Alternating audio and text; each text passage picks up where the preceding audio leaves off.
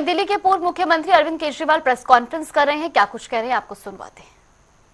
Party ने election commission में apply कर दिया और इलेक्शन कमीशन चोरी छिपे बिना लोगों को बताए, बिना वेबसाइट पे डाले इलेक्शन कमीशन जो है इनके वोट काटने की साजिश रच रहा है।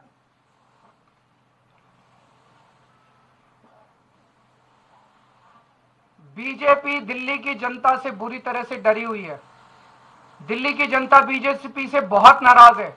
जिस तरह से पूरे दिल्ली के अंदर बीजेपी ने कानून व्यवस्था का बेड़ा गर्क कर दिया, खुलेआम मां बहनों की इज्जत लूटी जा रही है, खुलेआम गोलियां चल रही है, गैंगस्टर्स की राजधानी बना दिया है। दिल्ली के लोग बीजेपी को मजा चखाना चाहते हैं और बीजेपी को पता है कि वो बुरी तरह से हार रही है।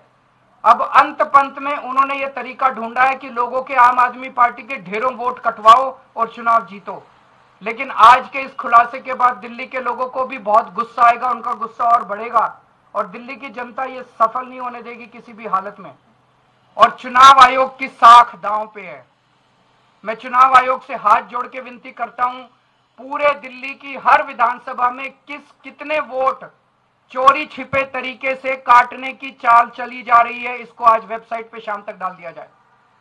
किस विधानसभा में कितने वोट काटने के लिए चोरी छिपे बिना बताए प्रोसेसिंग चल रही है, वो सारे के सारे डिटेल्स आज वेबसाइट पे शाम तक डाले जाएं।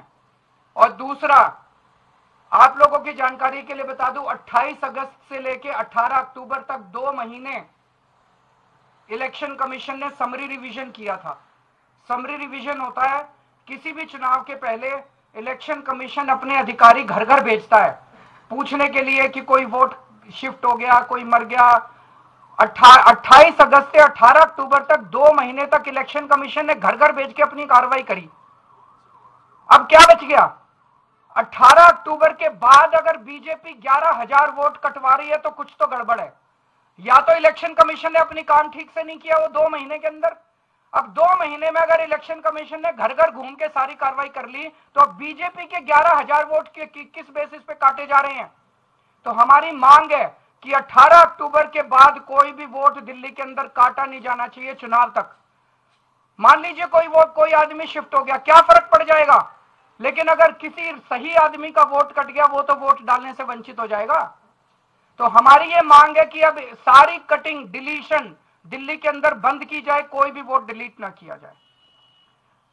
इसके अंदर मैं उन लोगों को आगाह कर दूं, ये जो बीजेपी का अधिकारी है जिसने डाला, इसके ऊपर कानूनी कार्रवाई करेंगे, हम भी करेंगे और हम इलेक्शन कमीशन से भी मांग करेंगे।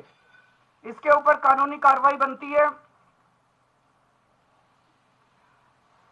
भारतीय न्याय संहिता की धारा 174, धारा 318 और धारा 217, धारा 196 और धारा 61, इसके तहत भारतीय न्याय संहिता की इन धाराओं के तहत हम कार्रवाई करेंगे। रिप्रेजेंटेशन ऑफ पीपल्स एक्ट की धारा 31, धारा 125 और धारा 136 का इन्होंने उल्लंघन किया है। और जितने बीएलओ हैं, जितने एईआर हैं, जितने रिटर्निंग ऑफिसर हैं, उनको भी मैं चेतावनी देना चाहता हूं, गलत काम मत करना। दस्तखत तुम्हारे हो रहे हैं, सरकारें आती जाती रहती हैं, कागज पक्के रहते हैं, आज नहीं तो कल जेल तुम जाओगे। तुम्हारे ऊपर दबाव डालने वाले नहीं जाएंगे। अगर ज्यादा दबाव डाले छुट्टी पे चले जाना, लेकिन गलत काम किसी हालत में मत करना। मैं सबको चेतावनी देना चाहता हूं, सबके ऊपर एक्शन होगा अगर जो गलत काम करेगा।